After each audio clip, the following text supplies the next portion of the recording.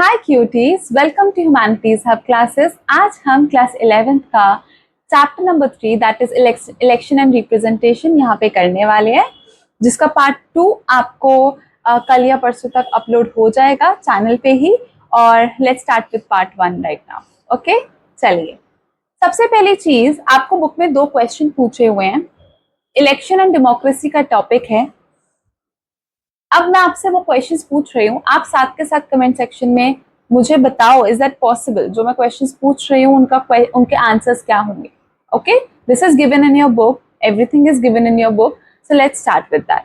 Okay, so first question is, can we have democracy without having elections? क्या हम कह सकते हैं कि एक कंट्री डेमोक्रेटिक कंट्री है अगर वहां पे इलेक्शंस नहीं भी हो रहे हैं? यस और नो। क्या एक कंट्री में अगर डेमोक्रेसी है तो इलेक्शंस होने जरूरी हैं? क्या विदाउट इलेक्शंस वहां पे डेमोक्रेसी नहीं आ सकती? Okay, and second question is, can we hold elections without having democracy? क्या एक कंट्री जहां पे डेमोक्रेसी नहीं है वहां पे भी इलेक्शंस हो सकते हैं? क्या ऐसा जरूरी है कि भाई एक कंट्री है वो अगर डेमोक्रेटिक नहीं है वहां पे इलेक्शंस नहीं हो सकते? और अगर आप किसी ऐसी कंट्री को जानते हो जहां पे इलेक्शंस होते हैं बट वो डेमोक्रेटिक नहीं है, so please let me know in the comment section. Okay, और जो आपका फर्स्ट क्वेश्चन है, can we have democracy without holding elections, इसका आंसर अब हम दे रहे हैं जो आपकी बुक में ऑलरेडी गिवन है सब चीजें। सबसे पहली चीज, इलेक्शंस होने जरूरी है एक डेमोक्रेटिक कंट्री में या नहीं? जरूरी है, बहुत जरूरी है। अगर इलेक्शंस कंडक्ट नहीं हो रहे हैं, हम मान ही नहीं सकते वहां पे डेमोक्रेसी है। ओके, अब क्यों? देखो, डेमोक्रेसी इज ऑल अबाउट लोगों का रूल होना, right? Rule of people. So all citizens can not take direct part in decision making. हर एक बंदा, इफ आई मे आस्क, क्या पूरे इंडिया के लोगों को मैं बोल सकती हूँ कि आप लोग आके डिसीजन बता के जाओ and will write it down somewhere? और is it possible, is it even possible कि मैं हर एक बंदे का व्यू पॉइंट जान सकूं अगर मुझे कोई डिसीजन सुनाना है? नहीं। सो हर कोई इतनी बड़ी कंट्री में हर कोई ऐसा नहीं कर सकता कि भाई डिसीजन मेकिंग में पार्टिसिपेट कर पाए, डायरेक्टली पार्टिसिपेट कर पाए। ओके, सो फॉर दैट वो लोग अपने रिप्रेजेंटेटिव्स को चुनते हैं सो दैट उनके रिप्रेजेंटेटिव्स उनके बिहाफ पे डिसीजन ले पाए। इसलिए इलेक्शंस होते हैं। इलेक्शन में हम क्या करते हैं? इलेक्शन में हम जाते हैं, वोट करते हैं, अपने रिप्रेजेंटेटिव को चुनते हैं, राइट? सो दैट वो हमारे बिहाफ पे डिसीजन ले पाए। क्योंकि हम जाके सीधा प्राइम मिनिस्टर को नहीं बोल सकते कि ओके हम तो ये सोचते हैं इस बारे में, वी कांट, राइट? चलिए, अब 2 टाइप की डेमोक्रेसीज आपको यहाँ पे बताई गई हैं। पहला डायरेक्ट डेमोक्रेसी, दूसरा इनडायरेक्ट डेमोक्रेसी। अब डायरेक्ट डेमोक्रेसी क्या है? जब कोई person day to day decision making में डायरेक्टली पार्टिसिपेट कर पाए। फॉर एग्जाम्पल, इफ आई से, आप इमेजिन करो आपकी क्लास है, क्लासरूम में हमें कोई भी डिसीजन लेना है कि अच्छा हमें ये चीज करनी चाहिए या नहीं करनी चाहिए। तो 30 स्टूडेंट्स की क्लास ऑन एन एवरेज हम लेके चलते हैं। मैं उनमें से पूछ सकती हूँ, ओके कौन चाहता है कि ये डिसीजन लिया जाए? आप लोग हैंड रेज करोगे, मैं काउंट कर लूंगी। ओके, तो इट इज पॉसिबल जहां पे लोग बहुत ज्यादा नहीं है, बहुत कम पॉपुलेशन है, वहां पे it is possible to have direct democracy, right?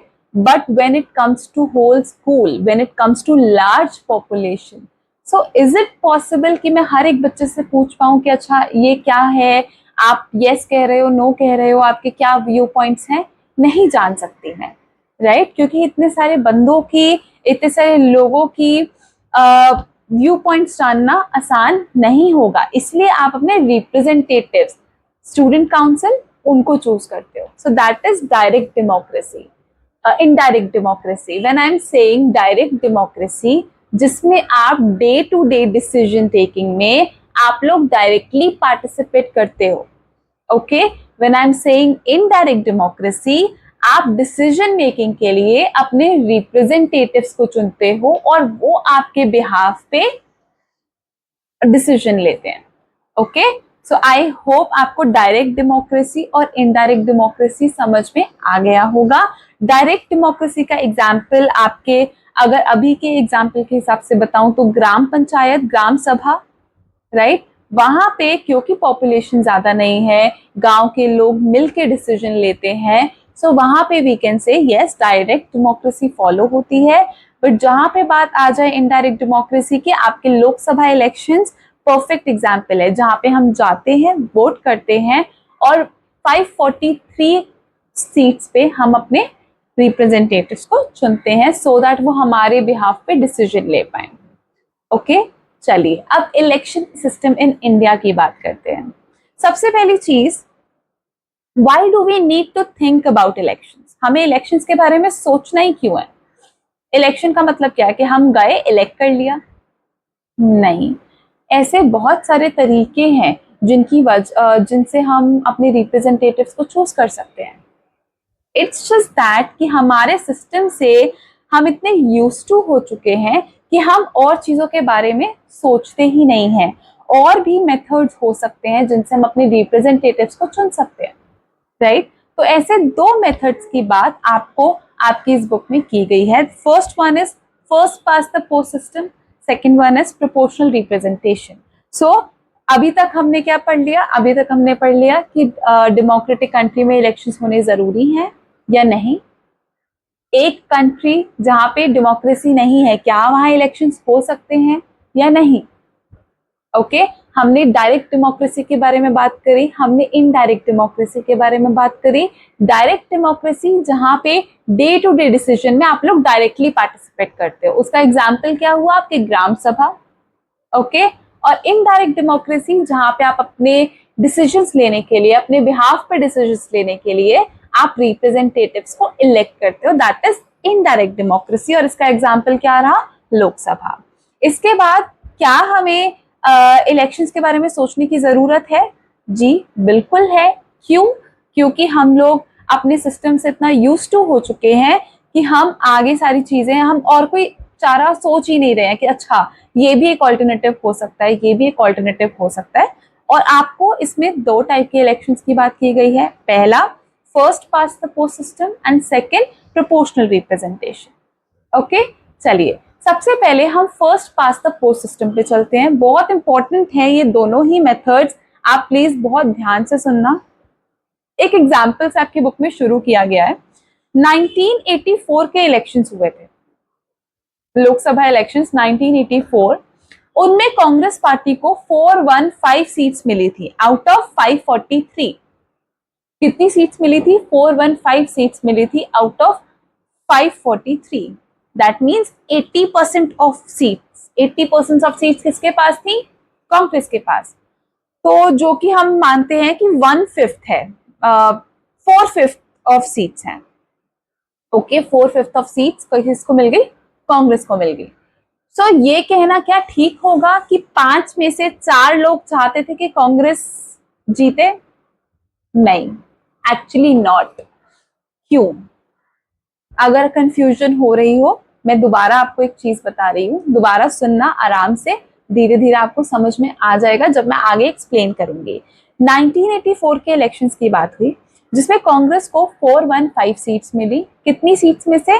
543 seats में से। 543 कॉन्स्टिट्यूएंसीज हैं हमारी, उनमें से 415 सीट्स कांग्रेस को मिली। That means 80% of seats. तो इज दैट नेसेसरी कि 80% ऑफ लोग चाहते थे कि कांग्रेस जीते? बिल्कुल भी नहीं। क्यों? कैसे ये सिस्टम वर्क करता है, हम वो जानने की कोशिश करते हैं। ओके, सबसे पहले आप ये वाला टेबल देखो जो आपको स्क्रीन पे दिख रहा होगा। कांग्रेस को इस पे 48% वोट मिले हैं, जिसमें उसको 415 सीट्स मिल गई है। ये 1984 के लोकसभा इलेक्शंस के पोल्स के बारे में, रिजल्ट्स के बारे में बताया गया है। ओके, वहीं पे दूसरी तरफ इफ आई से बीजेपी को 7.4% ऑफ वोट्स मिले थे, बट उनको सीट्स कितनी मिली? 2 सीट्स मिली।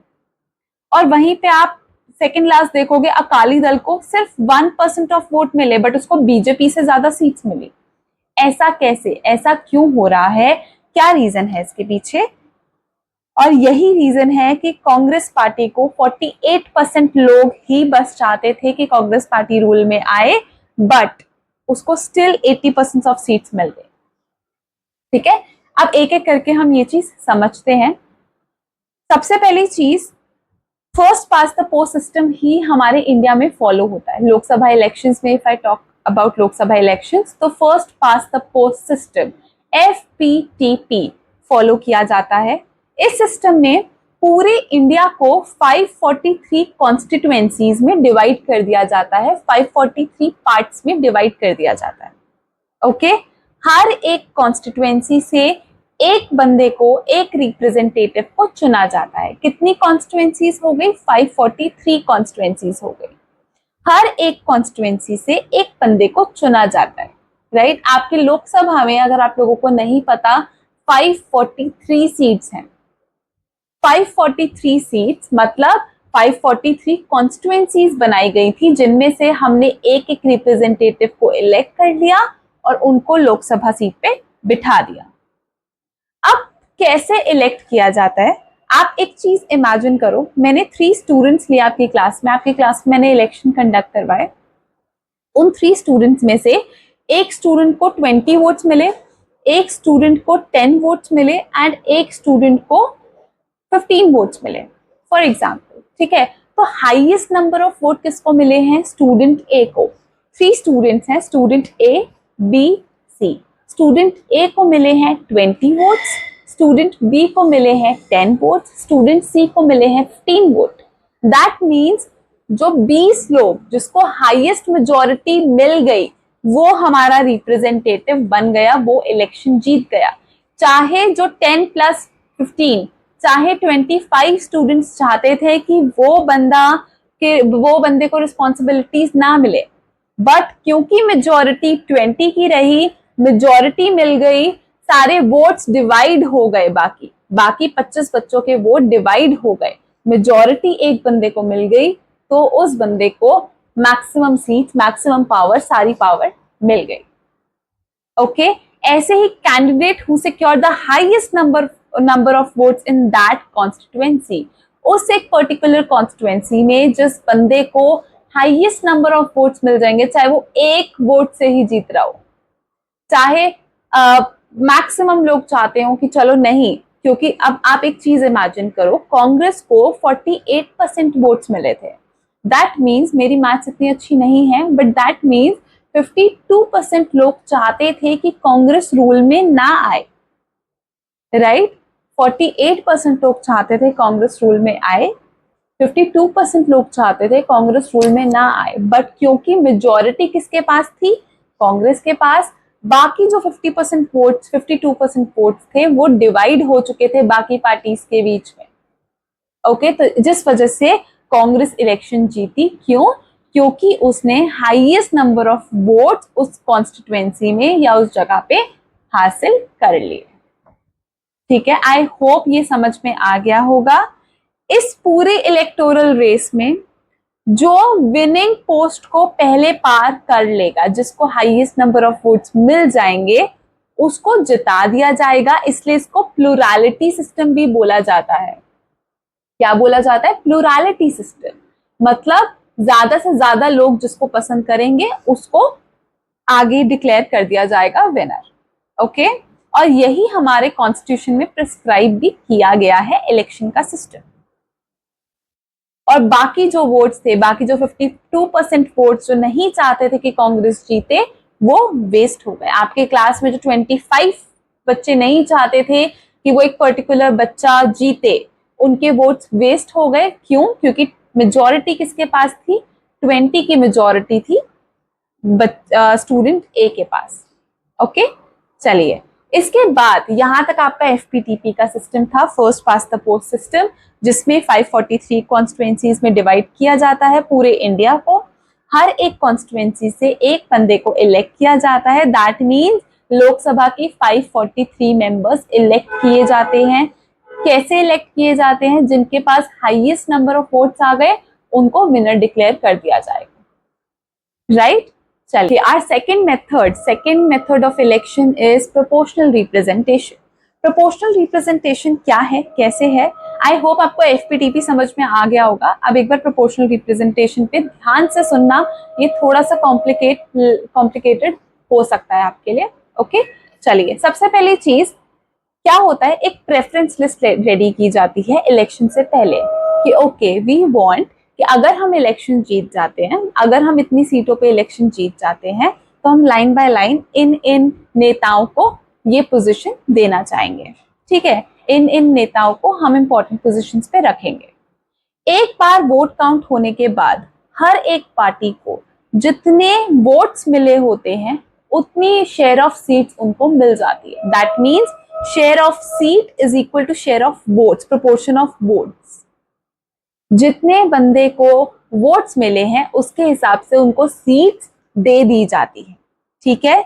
उसके बाद हर एक पार्टी जितनी सीट्स उनको मिलती है, हर एक पार्टी उस प्रेफरेंस लिस्ट में से अपने नॉमिनीज को बता देती है कि ओके, अगर एक पार्टी ए को फॉर एग्जाम्पल 20 सीट्स मिली हैं, 20% और 20 वोट्स मिले हैं, 20 सीट्स उसको मिलेंगी, तो उस 20 सीट्स पे जो हमने फर्स्ट 20 लोगों को अपनी प्रेफरेंस लिस्ट में डाला है, हम उनको वो सीट्स पे पोजीशंस दे देंगे, हम उनको वो सीट्स अलॉट कर देंगे, ठीक है। सबसे पहली चीज क्या होगी, प्रेफरेंस लिस्ट रेडी की जाएगी। प्रेफरेंस लिस्ट रेडी करने के बाद जब एक बार काउंट हो जाएंगे वोट्स, तो जितने परसेंट ऑफ वोट्स एक पार्टी को मिले होंगे उतनी सीट्स उनको अलॉट कर दी जाएंगी। Proportion of seats is equal to proportion of votes.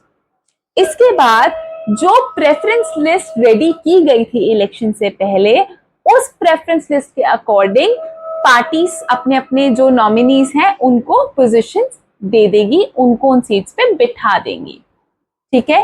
अब इसके बाद पीआर सिस्टम में भी दो वेरिएशंस हम पढ़ते हैं। पहला वेरिएशन जहां पे पूरी एक कंट्री एक कॉन्स्टिट्यूएंसी बन जाती है। पहली चीज, एफपीटीपी हमने क्यों किया था, क्योंकि it was easy to adopt, ठीक है, कि अच्छा हमें पता है कि हमें बहुत कोई कैलकुलेशंस नहीं करनी है, हम सीधा सीधा क्या करेंगे, जिसको हाईएस्ट नंबर ऑफ वोट्स मिल गए उस वो मेजॉरिटी, जिसको मेजॉरिटी मिल गई वो पार्टी अपनी बना लेगा, वो रूलिंग पार्टी क्रिएट हो जाएगी, ठीक है। बट पीआर सिस्टम थोड़ा कॉम्प्लिकेटेड था। पीआर सिस्टम में भी दो वेरिएशन थी। पीआर सिस्टम सिर्फ उन कंट्रीज में लागू हो सकता है, सिर्फ उन जगहों पे लागू हो सकता है जहां पे पॉपुलेशन कम हो, ठीक है। तो सबसे पहली चीज, कुछ कंट्री, जैसे आपको दो एग्जांपल दिए गए हैं, पहला इजराइल एंड नीदरलैंड, जिसमें पूरी कंट्री जो है वो एक कॉन्स्टिट्यूएंसी में उसको एक कॉन्स्टिट्यूएंसी माना जाता है, and seats are allocated to each party according to its share of votes. और इलेक्शंस होने के बाद एक पार्टी को जितने वोट दिए जाएंगे उतनी सीट्स उनको उस कॉन्स्टिट्यूएंसी में मिल जाएगी, मतलब पूरी कंट्री में मिल जाएगी, जहां पे पूरी कंट्री को एक कॉन्स्टिट्यूएंसी माना जाता है, सिंगल कॉन्स्टिट्यूएंसी माना जाता है, डिफरेंट डिफरेंट पार्ट्स में डिवाइड नहीं किया जाता। दूसरा क्या है, क्योंकि ऑलरेडी वो छोटी कंट्री छोटी है ना, तो उसको और पार्ट्स में डिवाइड नहीं किया जाता। सेकंड मेथड, सेकंड वेरिएशन क्या है, जहां पे सेवरल मल्टी मेंबर कॉन्स्टिट्यूएंसीज बना दी जाती हैं। इसके एग्जाम्पल क्या है, अर्जेंटीना इसका एग्जाम्पल है। सेवरल मल्टी मेंबर कॉन्स्टिट्यूएंसीज में उसको डिवाइड कर दिया जाता है, मतलब बहुत सारी नहीं, कुछ बड़ी बड़ी ज्योग्राफिकल एरियाज में हम उसको डिवाइड कर देते हैं, ठीक है। Each party prepare a list of candidate from each constituency. अब जो प्रेफरेंस लिस्ट बनाई जाती है, कैंडिडेट्स की लिस्ट बनाई जाती है, वो हर एक कॉन्स्टिट्यूएंसी के बेसिस पे बनाई जाती है कि ओके, इस कॉन्स्टिट्यूएंसी से अगर हमें इतनी सीट्स मिलती हैं, हमारी प्रेफरेंस लिस्ट ये है। इस कॉन्स्टिट्यूएंसी से अगर हमें इतनी सीट्स मिलती हैं, हमारी प्रेफरेंसेस ये है, ठीक है। इसके बाद थर्ड तरीका क्या है, the constitution prescribe a third and complex variation of PR system for election of president. जो हमारे इंडिया में प्रेसिडेंट, वाइस प्रेसिडेंट, इन सब के इलेक्शंस होते हैं, राज्यसभा के इलेक्शंस होते हैं, ये सारे पीआर सिस्टम से होते हैं, ठीक है, which is complicate to understand. But इसके लिए एक बहुत सेपरेट वीडियो जो आपके सिलेबस में नहीं है, आपको ऐसे पढ़ने की जरूरत नहीं है, बट अगर आपको पढ़ना हुआ मैं इसके लिए जरूर एक वीडियो बनाऊंगी, ठीक है। बट हमारे इंडिया में भी पीआर सिस्टम फॉलो होता है राज्यसभा के इलेक्शंस के लिए, वाइस प्रेसिडेंट के इलेक्शंस के लिए, ठीक है। तो अभी तक हमने मेजरली टू वेरिएशंस हैं, जिनमें पहली वेरिएशन क्या हो गई, जिसपे पूरी कंट्री को एक कॉन्स्टिट्यूंसी मान लिया जाता है। उसके बाद जितने उनको वोट्स मिले उतनी सीट्स पे वो अपने प्रेफरेंस लिस्ट के अकॉर्डिंग लोगों को जगह दे देते हैं। दूसरा क्या है? दूसरा है, अच्छा पहले वाली का एग्जाम्पल क्या था? Israel and Netherland. दूसरा क्या है? दूसरा सेवरल मल्टी मेंबर कॉन्स्टिट्यूएंसी में डिवाइड किया जाता है पूरी एक कंट्री को, ठीक है। कुछ लार्ज ज्योग्राफिकल एरियाज में उसको डिवाइड कर दिया जाता है। वहां से फिर ईच कॉन्स्टिट्यूएंसी, हर एक कॉन्स्टिट्यूएंसी के लिए प्रेफरेंस लिस्ट क्रिएट की जाती है और जैसे ही उस कॉन्स्टिट्यूएंसी में जितने शेयर ऑफ सीट्स वोट्स होंगे उतने शेयर ऑफ सीट्स उनको दे दी जाएंगी। उसके बाद प्रेफरेंस लिस्ट के अकॉर्डिंग हर एक कॉन्स्टिट्यूएंसी में लोगों को पोजीशन असाइन कर दी जाएंगी। और पीआर सिस्टम हमारे इंडिया में राज्यसभा के इलेक्शंस के लिए, विधान परिषद के इलेक्शन के लिए या फिर प्रेसिडेंट, वाइस प्रेसिडेंट, इन सब के इलेक्शंस के लिए फॉलो किया जाता है, ठीक है। अब एक और चीज हम कंपैरिजन कर रहे हैं किसके बीच में? FPTP and PR system. यहाँ पे एक तरह से आपको समरी मिल जाएगी जो हमने अब तक पढ़ा। सबसे पहली चीज, एफपीटीपी में पूरी कंट्री को 543 लार्ज जो स्मॉल ज्योग्राफिकल कॉन्स्टिट्यूएंसीज में डिवाइड किया जाता है। मतलब बहुत सारी कॉन्स्टिट्यूएंसीज बहुत सारे पार्ट्स में डिवाइड किया जाता है। दैट इज 543 नंबर, ध्यान रखना, ठीक है। अब पीआर सिस्टम में क्या है? लार्ज ज्योग्राफिकल एरियाज होते हैं, या तो लार्ज ज्योग्राफिकल एरियाज में डिवाइड कर दिया जाता है, बहुत सारे पार्ट्स नहीं बनाए जाते, थोड़े थोड़े पार्ट्स में डिवाइड कर दिया जाता है। और दूसरा क्या था कि पूरी कंट्री को एक कॉन्स्टिट्यूएंसी मान लिया जाता है, पार्ट्स में डिवाइड नहीं किया जाता, ठीक है। सेकेंड पॉइंट क्या है? Every constituency elect one representative. अब एफपीटीपी में हर एक कॉन्स्टिट्यूएंसी से एक रिप्रेजेंटेटिव को इलेक्ट किया जाता है, ठीक है। 543 कॉन्स्टिट्यूएंसीज हैं तो हर एक कॉन्स्टिट्यूएंसी से एक मेंबर को इलेक्ट किया जाएगा, दैट इज 543 मेंबर्स। दूसरा क्या है? पीआर सिस्टम में more than one representative may be elected from one constituency. अब अगर पूरी ही कंट्री एक कॉन्स्टिट्यूएंसी में बनी हुई है, डिवाइड हुई है, तो फिर हम लोग सेवरल मेंबर्स भी एक कॉन्स्टिट्यूएंसी से चुन सकते हैं, राइट। बहुत सारे लोग भी एक कॉन्स्टिट्यूएंसी से चुने जा सकते हैं। एफपीटीपी में हमें कैंडिडेट्स पता होते हैं कि अच्छा मेरे एरिया से, मेरी कॉन्स्टिट्यूएंसी से, जहाँ पे मैं रहती हूँ वहां पे इस पार्टी के लिए कौन खड़ा हुआ है, इस पार्टी के लिए कौन खड़ा हुआ है, मुझे पता होता है, राइट। बट पीआर सिस्टम में हम कैंडिडेट्स को वोट नहीं करते, हम पार्टी को वोट करते हैं, क्योंकि कैंडिडेट्स की लिस्ट, प्रेफरेंस लिस्ट तो हमें पता ही नहीं होती, ठीक है। तो हम वहां पार्टी को वोट करते हैं और एफपीटीपी में हम किसको वोट करते हैं? कैंडिडेट्स को। एफपीटीपी में अ पार्टी में get more seats than votes in the legislature. Legislature में हो सकता है उसको 48% सीट्स, जैसे हमने पढ़ा 48% सीट्स मिली, बट उसको 48% वोट्स मिले, बट उसको मैक्सिमम 80% ऑफ सीट्स उसको लोकसभा में मिली, right. So it is possible in FPTP. But दूसरी साइड पे every party get seats in the legislature in proportion to the percentage of votes. जितने उनको परसेंटेज ऑफ वोट्स मिलेंगी पीआर सिस्टम में, उतने ही percentage of proportion of seats उनको allot कर दी जाएंगी, ठीक है। Candidates who win election may not get majority.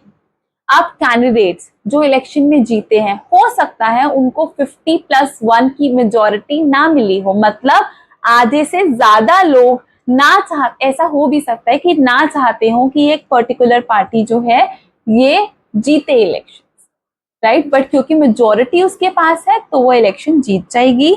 वहीं पे पीआर सिस्टम में candidate who win the election get majority of votes.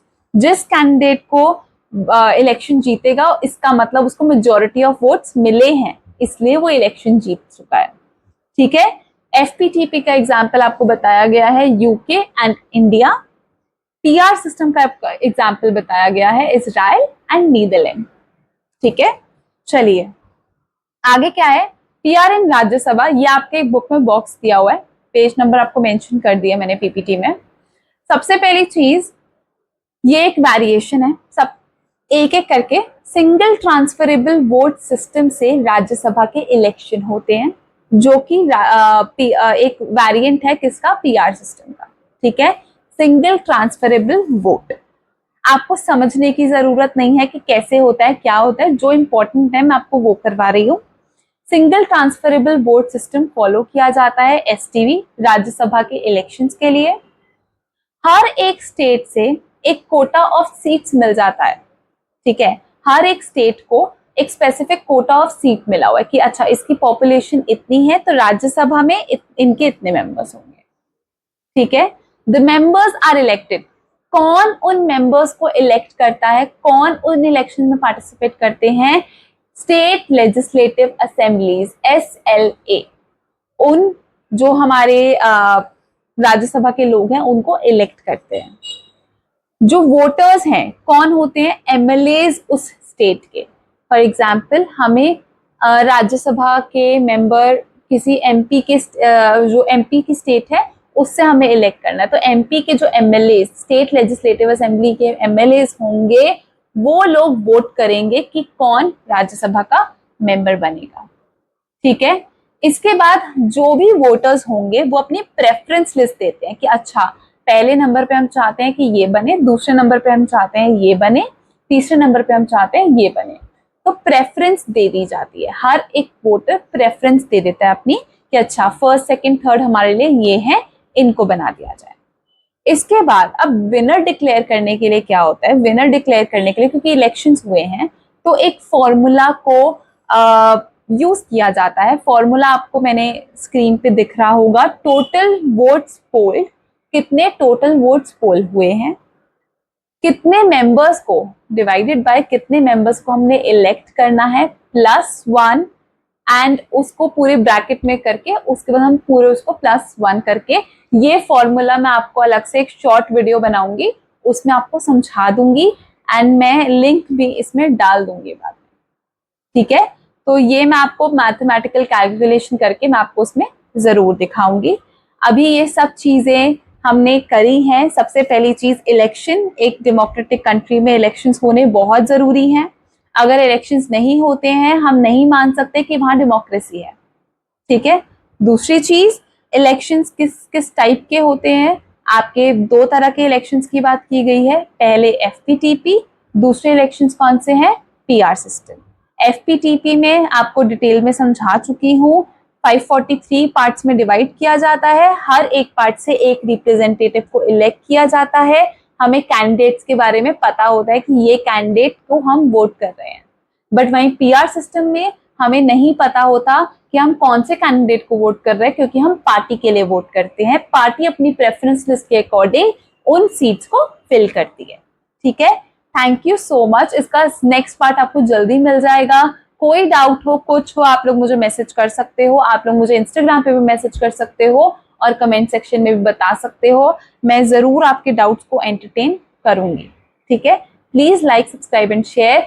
आपने जितने भी फ्रेंड्स हैं जो 11th स्टैंडर्ड में है या जो 12th स्टैंडर्ड में, उनके साथ वीडियो शेयर करो सो दैट अगर हो पाए तो उनकी भी हेल्प हो जाए। Okay, thank you, bye bye.